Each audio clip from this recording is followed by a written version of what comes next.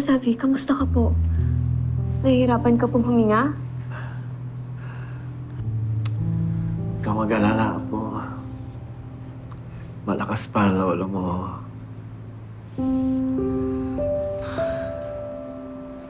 Alam mo, ang inaalala ko lang, kung sino yung mga damuhang binata yun na sumira sa ating resort. Ano mo ba?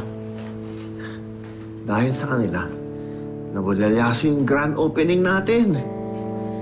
Tay, huwag mo na nga munang isipan yung resort. Ang importante ngayon, magpalakas ka. Ako nang bahalang dumiskarte sa lahat. Dodoblehin ko yung pagla-live selling ko ng turon para maraming umorder sa atin. Mama, bebe, tutulong po ako. Maghahanap ako ng paraan para kumita ng pera. Ako, anak, huwag na. Huwag na, anak. Kaya na ni Mama Bebe yan, ha? Ako nang bahala. Ang importante, mag-focus ka sa pag-aaral mo. Ako nang didiskarte ng lahat. Ha? O yan. Yan nga ba ang sinasabi ko eh. O di ba na-stress lang kayo?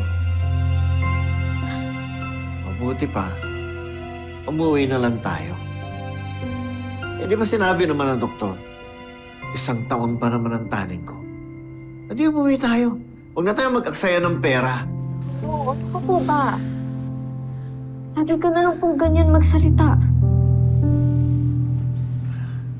Madaling naman po kayong iwan kami ni Mama Bebe. Ayaw po ba kami kasama?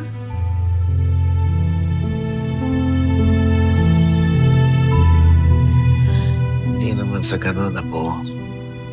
Alam niyo naman, ayaw lang talaga. Ako yung nagiging pabigat sa inyo eh. Lolo, sabi, hindi ka po pabigat sa amin.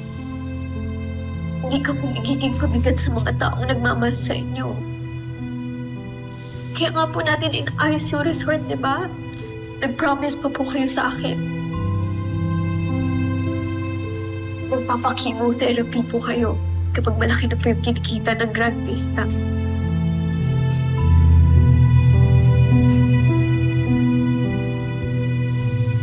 Alam ko naman kung gusto niyo na makita si Lola sa heaven.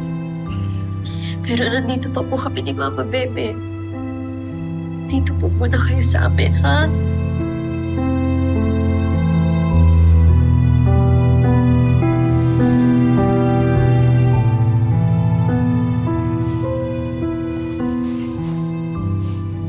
Oh, sorry, Apo.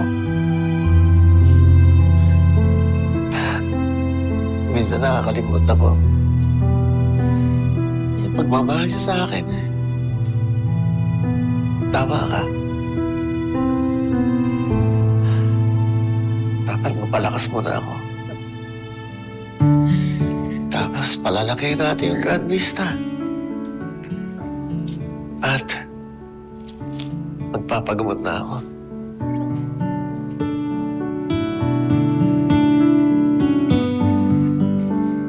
Sorry. Sorry, Apo.